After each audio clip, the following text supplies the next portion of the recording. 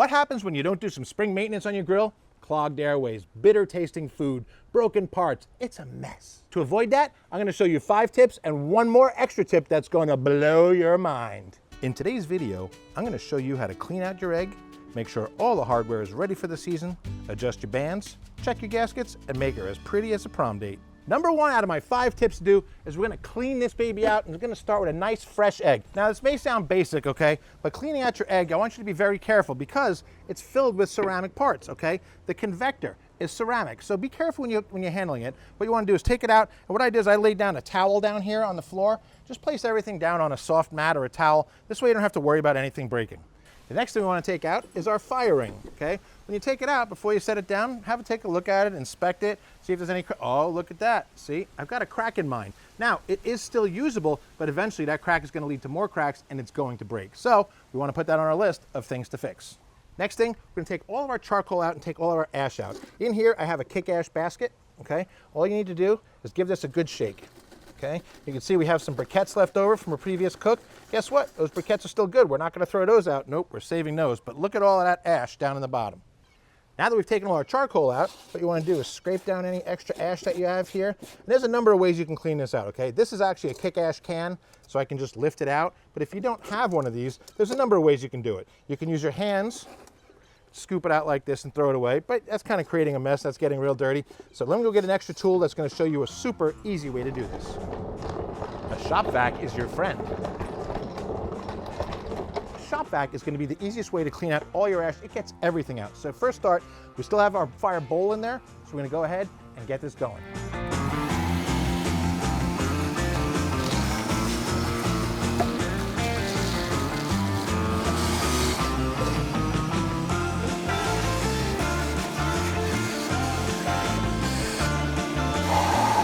Once you've got the insides all cleaned out, take out your fire bowl. Again, inspect it, make sure it's not cracked. This one is not, so we are good to go.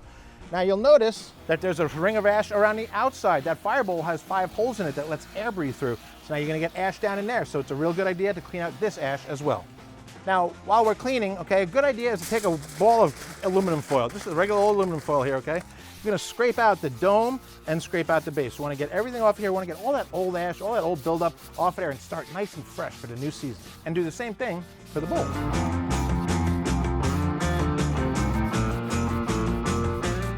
Now you can see a big difference. Look how much difference. Look how much ash that took off there. That was pretty black before. And the next part is to put our fire bowl back in. Now you always wanna make sure that you line up this hole in the fire bowl with your front vent, okay? So open up your front vent, carefully put it in, because remember, it is ceramic, it can break. Okay, we don't want that. So you place it in and make sure that it's lined up perfectly. Look, when you can see your fingers through there, you know that you lined it up pretty darn well.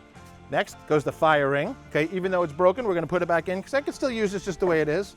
All right, what I like to do is have it so that the one tab is right in the center, lining up with my thermometer here, so that when I put my convector in, or plate setter, or deflector, however you wanna call it, it's gonna work. We place our ash basket, or charcoal grate, convector, and last but certainly not least, our steering wheel. No, our grate.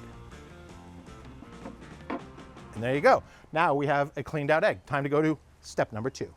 The next thing we're gonna work on is our bands. You know, Led Zeppelin, Pink Floyd. No, not those kind of bands, all right? Talk about the bands that hold the egg together, that hold everything in place. Here, our bands, okay? Super important to go over them. Make sure everything's tight. Make sure everything's adjusted properly. If it's not, if you have an overbite or underbite, we need to adjust that. You'll need 2 things to do that.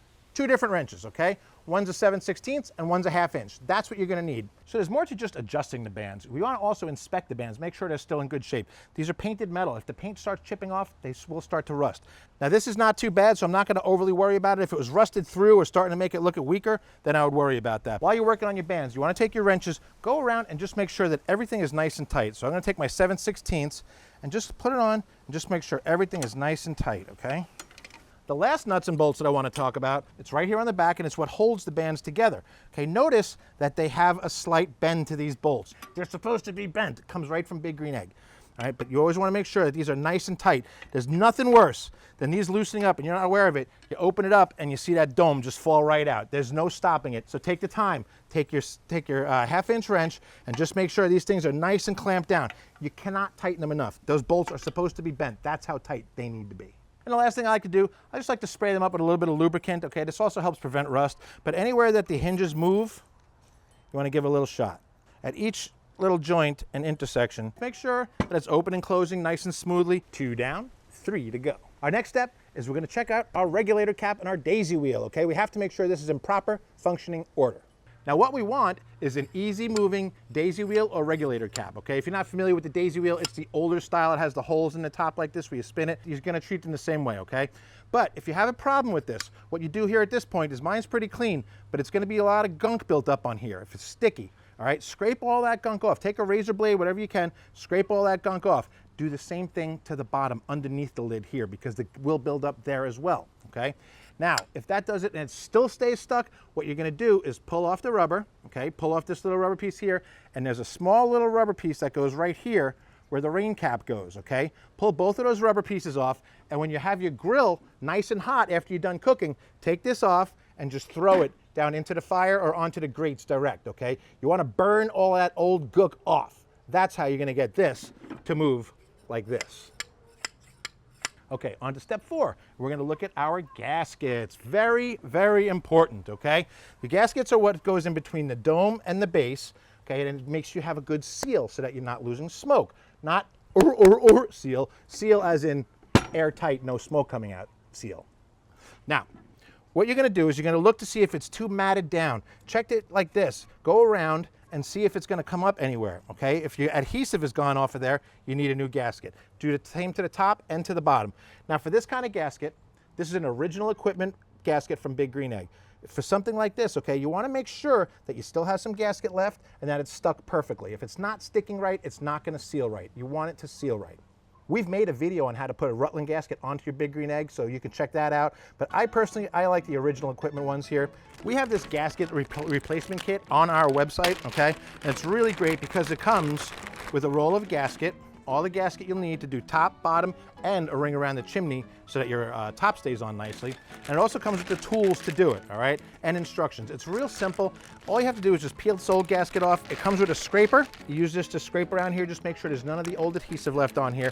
And this just works off of a tape, all right? The backing is just stuck on here paper. All you do is just peel that off, lay it on, lay it all around, and then you cut it off at the end. It's really simple to do, folks. It's available on our website. There's a link for it right there. Whew, all this labor is making me sweaty here. Okay, so that was number 4. We're on to our last one already, number 5. Isn't that nice and simple? See, it doesn't take long at all.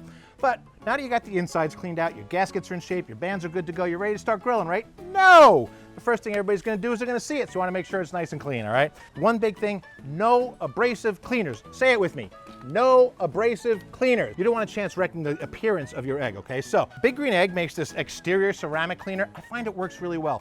You can use simple green. Again, no abrasives. The other thing, no bleach. You don't want to use any kind of bleach on here, nothing like that, okay?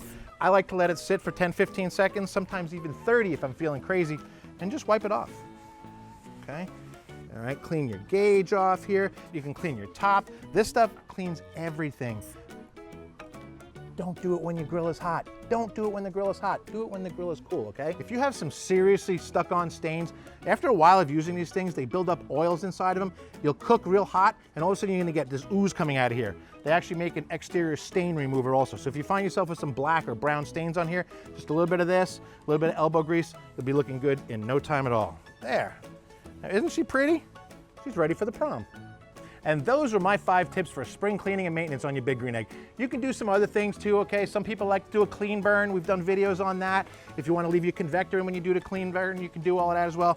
It's up to you, okay? But these are the 5 basic things. Now, I have one last tip that's gonna blow your mind. When you get done cleaning, go take a shower. All right, guys, that's the end of our video here. Hey, listen, remember, if you like what you saw here, want to know more about Big Green Eggs, know more about grilling, more about barbecue, you want to know how to barbecue the right way with FOGO, go ahead and hit subscribe button. Subscribe, join the FOGO family, okay? I'm Captain Ron, and we'll see you next time on the FOGO Life. Captain Ron, out.